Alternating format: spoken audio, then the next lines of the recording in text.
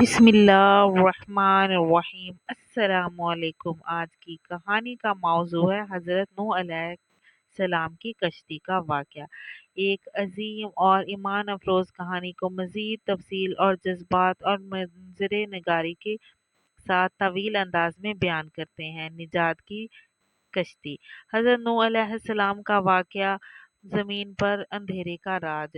زمانہ بہت قدیم تھا۔ حضرت آدم علیہ السلام کی نسل زمین پر پھیل چکی تھی۔ انسانوں کو اللہ تعالیٰ نے زمین پر آباد کیا تاکہ وہ اس کی عبادت کریں، نیکی کریں اور عدل کریں۔ لیکن وقت گزرنے کے ساتھ ساتھ انسانوں نے اللہ کو بھلا دیا۔ وہ اپنے ہاتھوں سے تراشے ہوئے بتوں کو پوجنے لگے۔ واد، سوا، یاؤس، یاؤک اور نرس جیسے بت ان کے دیوتا بن چکے تھے۔ لوگ ان کے سامنے حاجات مانگتے، ان کے آگے جھکتے اور اللہ کو بھول چکے تھے۔ یہ ہر طرف گناہ، ظلم، فریب اور نافرمانی کا دورہ ہوتا تھا۔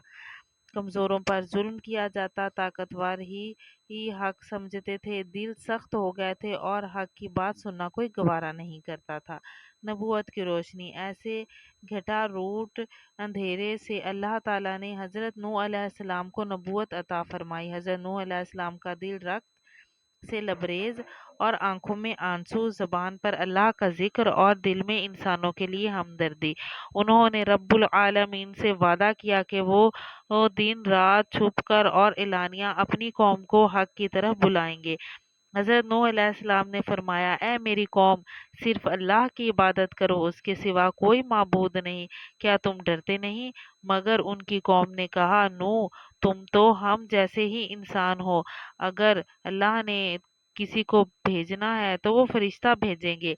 حضرت نوح علیہ السلام نے کہا، میں تم سے کوئی اجرت نہیں مانگتا، میرا اجر مجھے اللہ دے گا۔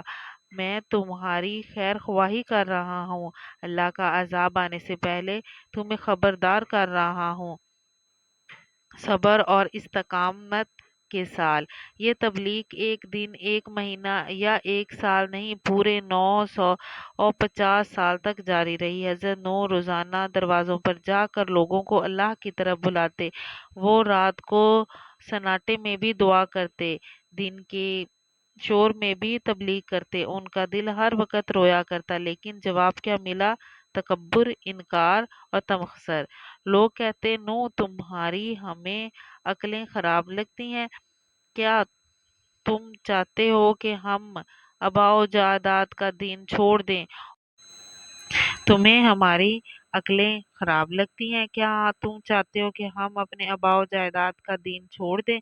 اور حضرت نوح علیہ السلام پر مٹی پھینکتے، انہیں پتھر سے مارتے اور ان پہ ہنستے، ان کا مذاق اڑاتے۔ لیکن نوح علیہ السلام کا صبر پہاڑ سے بھی زیادہ مضبوط تھا۔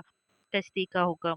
جب حضرت نوح علیہ السلام نے ہر کوشش کر لی اور قوم نے ہر حد پار کر لی، تب نوح علیہ السلام نے آسمان کی طرف ہاتھ اٹھا اور فرمایا، اے میرے اللہ، اے میرے رب، زمین پر کسی کافر کو زندہ نہ چھوڑ، کیونکہ وہ اوروں اور لوگوں کو گمراہ کر رہے ہیں اور گناہ گار اولاد جنم رہے ہیں۔ اللہ تعالیٰ نے حکم دیا، اے نوح، ہماری نگرانی میں اور ہمارے حکم سے ایک کشتی بنا۔ جنگل کے درمیان خشکی پر حضرت نوح علیہ السلام نے کشتی بنانا شروع کر دی۔ وہ نہ بڑھئی تھے نہ انجینئر تھے، لیکن اللہ کے حکم سے ہر کام آسان ہوتا جا رہا تھا۔ لکڑی کاٹنے، کیل ٹھوکنے اور ہر دن مشقت سے کشتی بنانے لگے۔ لوگ ہنسنے لگے، کیا نوح تو پاگل ہو گیا ہے؟ خشکی پر کشتی؟ بارش کہاں ہے؟ دریا کہاں ہے؟ حضرت نوح علیہ السلام خاموش رہے۔ دل میں اللہ پر بھروسہ، زبان پر صبر اور ہاتھوں میں ہتھیار۔ طوفان سے پہلے کی گھڑی۔ جب حضرت نوح علیہ السلام کشتی کو مکمل کر چکے تو اللہ نے حضرت نوح علیہ السلام کو حکم دیا، ہر جاندار کا ایک جوڑا مومن افراد اور اپنے اہل خانہ کو کشتی میں سوار کر لو۔ ایک ایک جانور حضرت نوح کے پاس آیا، پرندہ، ترند، حشرات، سب جوڑے کشتی میں داخل ہو گئے۔ انسانوں میں صرف چند مومن تھے، وہی بچے گئے۔ حضرت نوح علیہ السلام کا بیٹا کنعان، جو کافروں میں شامل تھا، باہر کھڑا رہا۔ حضرت نوح نے اسے پکارا، بیٹے، کشتی میں آ جاؤ، اللہ کے عذاب سے بچو۔ مگر بیٹے نے غرور سے کہا، میں پہاڑ پر چڑھ جاؤں گا، وہ مجھے بچا لے گا۔ نوح علیہ السلام نے کہا، आज अल्लाह की पनाह के सिवा कोई नहीं। फिर पानी उबलने लगा, आसमान से बारिश बरसने लगी, जैसे आसमान फट गया हो। जमीन के सीने से चश्मे फूटने लगे, लोग घरों से निकलने लगे, पहाड़ों की तरफ दौड़े, लेकिन पानी ने सबको निगल लिया। तूफान का अजाब, कश्ती में मौजों पर तैरने लगी, जैसे पहाड़ पानी पर झूल रहा हो। हवा आंधी हो गई, बारिश मुसलसल बरस रही थी, जमीन का सब कुछ पानी में दफन हो चुका था। कश्ती दिनों और रातों तक पानी में तैरती रही। हजरत नूह अलैहिस्सलाम ने अल्लाह की तरह याद के साथ कश्ती में मौजूद अफराद की हिम्मत बांधते रहे। फिर अल्लाह का हुक्म आया, ए जमीन अपना पानी निगल ले, ए आसमान रुक जा। पानी कम होने लगा। वो कश्ती जो पहाड़ के ऊपर जाके रुकी थी, नूह अलैहिस्सलाम ने अल्लाह का शुक्र अदा किया। उनकी आंखें अश्क बहार थी, वो जानते थे कि अल्लाह की रहमत और उसका सच्चा वादा था। नई जिंदगी का आगाज, अल्लाह ने हजरत नूह अलैहिस्सलाम से फरमाया, ए नूह, सलामती और बरकतों के साथ जमीन पर उतर जाओ। वो कश्ती से उतरे, उनके साथ चंद मोमिनीन और जानवरों के जोड़े थे। जमीन दोबारा आबाद हुई, ईमान, अदल और नेकी की बुनियाद की नई नस्ल की बुनियाद रखी गई।